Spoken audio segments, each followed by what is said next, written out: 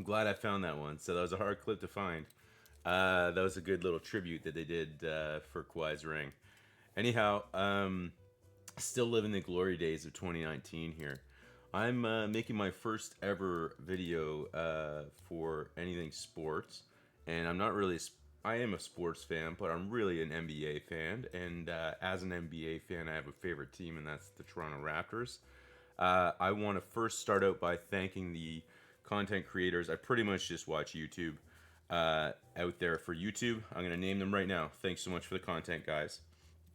First of all, the two Noofs doing Raptors Digest, Amateur Hour Sports, The Warwick Report had some really good ones recently. William Liu and all his gang with Yahoo Sports Canada, Luca Rosano, JJ Buckets, Six Man, and Clutch Takes. If I miss anyone, I'll try and pay attention and add you. Guys, like, seriously great content, and women out there too that are on some of the things as pundits. Amazing content. We're doing a great job around the area. The problem is there's some things that aren't being talked about by these same channels that I feel like need to be looked at. So there's a major one that I want to look at today. If you look at my account, I've made no videos. I have no subscribers. I have nothing. I love to be in this conversation. I'd like to chat with all of you. If you're interested in something along those lines, you can definitely like, subscribe, and do all that sort of stuff for me. And then that'll tell me that, hey, you're not an idiot. You should make more videos. Anyway, without further ado, the thing I want to talk about the most, because we're out of Tampa. The Phoenix Suns version of Aaron Baines never showed up. And we had COVID last year. Those things are all gone. COVID, see you later. Everyone take care of each other over these next few months if you're in Canada and we're kind of getting out of the end of it. Yeah, let's take a look at the other story. So we got the fourth overall pick. That's crazy. But I want to look at Kalo today. I want to look at the fact that everyone says he's leaving in a sign and trade. That's not happening. I'm here to tell you that it doesn't make any sense. Don't count on it. And you want to say, what the hell am I basing that on? And I'm going to tell you, the cookie crumbs from watching NBA since the Raptors started. For me, that's 20 some odd years ago. Yeah, like, I watch this team. I watch other teams. I love pools and things. I love the GM side of sports in general. I'm telling you that the cookie crumbs from Bobby and Masai do not, under any circumstances, point to Kyle walking at the trade. This year, and then they didn't even point to him leaving at the trade deadline last year. And I'm going to show you what those cookie crumbs are and why I say it. So let's take a look here. Let's take a look. We'll time warp back to the trade deadline last year, and that shows you some clues as to what the Raptors were doing. Okay, so we got 3 guards here that the Raptors shipped out. We got 2 guards in. We got 2 centers in. So Kem Birch and Bobby Gillespie come in, and they sign on as centers. We desperately needed just pick and roll centers because of what we were going to do the second half of the season once the season was a bust.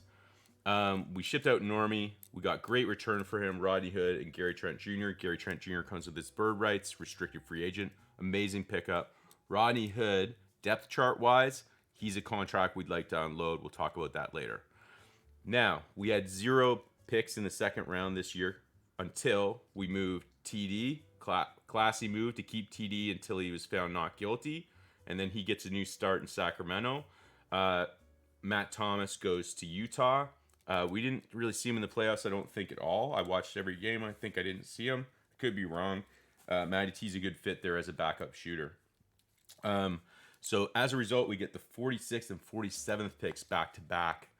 They're Memphis and New Orleans picks via Utah and Sacramento.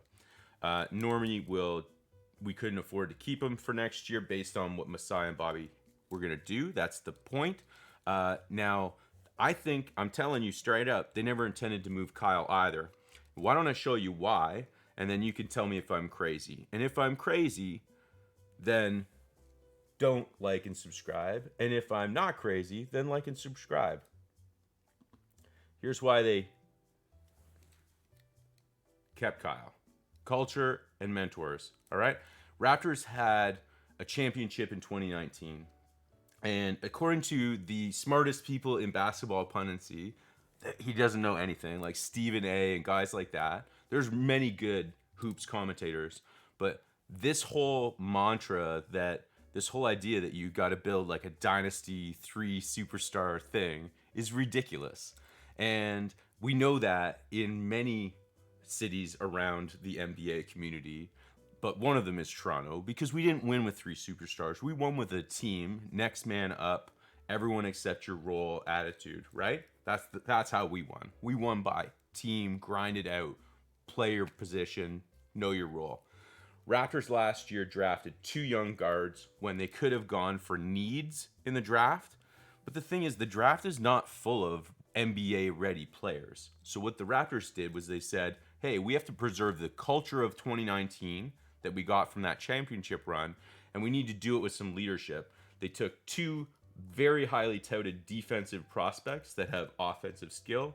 They brought them to the team, and we got to see once COVID hit and the Raptors season was pooched, Bobby and Masai said, you know what? Let's invest this season in our mentorship program. And they started moving. I mean, we didn't see Jalen Harris until really April. But in April, he shot 36 threes and hit 47%, shot 50% from the field. He looked great running the box in 1 as the chaser and the triangle in 2. Malachi Flynn ran the same 2 defenses, got massive minutes. For instance, Zion Williamson had 668 minutes in his rookie season. Malachi had almost 1,000. Malachi played significantly after February, and he looked fantastic late in the season. On the season, he shot 32% for 3, but the second half of the season, he was well above that. But where he shone, where he looked amazing, was once we got these rollers in the pick and roll. Yeah, once we got the pick and roll going, and you'd see Malachi and Kem Birch just a good, solid, does the little things player, just running the pick and roll with Malachi. Malachi'd put guys in jail. He'd keep his dribble, find the open man, cause pressure in the paint, kick out, kick out, kick out. The Raptors' offense looked fantastic with 2 young guards playing, and if you paid attention, every time those guys were on or off the court, they were being spoken to by one of our veterans. And that doesn't just include Fred and Kyle. There's OG, there's Chris Boucher, there's Pascal, obviously. Like last year, we didn't even get a good season from Siakam, and he will play better.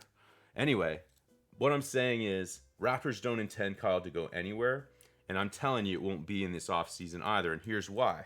Let's take a look at the free agents coming up. Oh, by the way, those 2 guards, I'm going to show you the free agent point guards, ultimately. Guards in general. Anyway, the point being with the Malachi, and think about what we shipped out at the trade deadline. 3 guards that got minutes. Matt Thomas, Terrence Davis, and Norm Powell. We moved them at the trade deadline because the plan the entire time was to give minutes to Malachi at least. And once the season kind of tanked, it was Jalen Harris to test him out too. You will see Jalen Harris back in a Raptors uniform again. He's the number 2 pick, and he's a long. He played him mostly at the shooting guard last year. But the fact that he was running those defenses and looking good with his wingspan was very key for the Raptors at the end of the year. Anyway, let's take a look at these guards. So the Heat have 2. Neither one will be available. Robinson will re-sign. Goran Dragic is on an extension. An option. He'll re-sign. Dinwiddie will be a free agent, and he'll be one of the top names. Lonzo Ball, I think, is going to get moved. Most people do. I don't know if it'll be right away. He did have very good chemistry there, so we'll see. You're not going to see Schroeder get moved. Everyone's talking about it. If he does, I guess he could. I think the Lakers will pay him and keep him there. He was a bit of a scapegoat. Normie's definitely going to resign. I think anyone that says that Portland is going to let Lillard walk is crazy. They made the playoffs this year. They look great.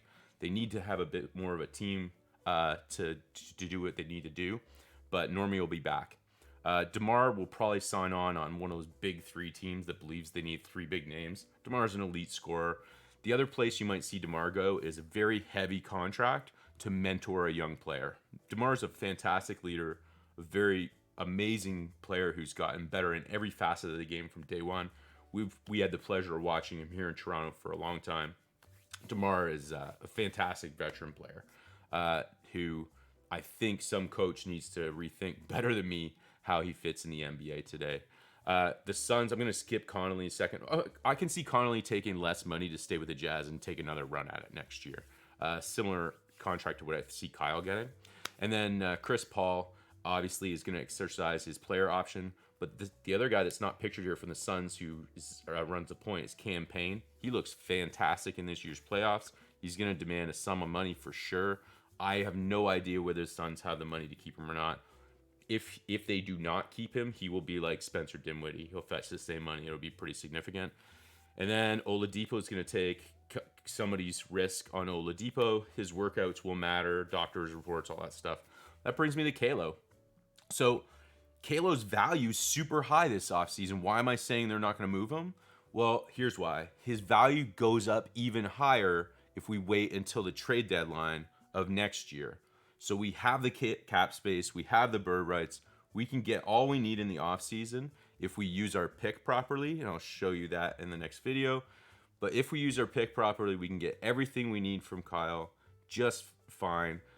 And we might not even move him next year, or this coming year. It might be the year after that. What I think and what I would like to see happen with Kyle is a heavy contract this year that de-escalates over time in chunks. You don't see this very much often, but you do this for a player that you want to become part of your franchise in a management role or in a coaching role. And I honestly think that that's what we have in Kyle Lowry is a player coach.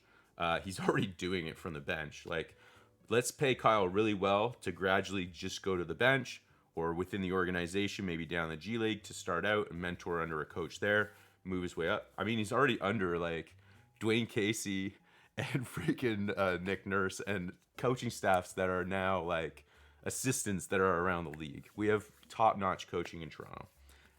Kyle would make an excellent coach already. Anyway, yeah, like why would we move him when he's not top value? His top value is mentoring our young players that we just made 2 solid picks on. He needs to mentor those young guards. He needs to mentor Trent Jr. He needs to mentor Bembry. He needs to mentor all these guys. Look at how far Stanimals come. This is all because of the Raptors' plan, and they don't plan on moving Kyle this offseason. That's for certain. If they move Kyle at all this season, it will be at the trade deadline or just before to a powerhouse team that needs to go over the top, that wants to get somebody with bird rights, that has a big contract because they can exceed the cap and pay the luxury on it. No problem. That's what will happen with Kyle if he leaves the Raptors. Otherwise, he'll be an exec and looking out the window at his statue. What do I got here? Okay, let's take a look at the Raptors payroll. So Raptors are coming in at around 100 mil next year. 112 is the cap. We need to get rid of 2 contracts by my calculations. First is Aaron Baines, obviously. The second one's Rodney Hood. How do we do that? That's the trick. I'm telling you, there's already a plan, and the fact that we got the number 4 overall pick executes this plan to perfection. It couldn't have gone better for the Raptors. We are going to get to know these guys in my next video. This is Sam Presti from Oklahoma City Thunder and Jeff Weltman. They have the 5th and 6th picks in this year's draft, and unlike the Raptors, they are rebuilding. And this is another reason why Kyle's not going anywhere right away. The Raptors are not a rebuilding team. They are not Oklahoma City, and they are not the Orlando Magic. By the way, both of these GMs did a fantastic job of just going, boom, blowing up their stuff. And Weltman even got a vote for GM of the year last year. And I have to say, if I were voting, he would have got mine as well. What he was able to do with all of his assets at the end of the season last year was nothing short of genius.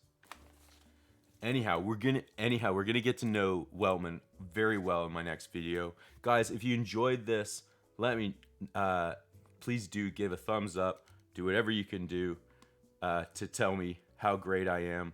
Subscribe. You can hit the little bell and you'll find out when I have another video. I am going to immediately make another one that will talk about keeping the number 4 overall pick, and that, in my opinion, there's only one option to do so. Otherwise, we're moving this bad boy, and we're going to get to know both Mr. Presti and Mr. Weltman better than we do today. Anyway, be well. Thanks for all the content to those of you that are out there preparing it, really enjoying it, and enjoy the NBA.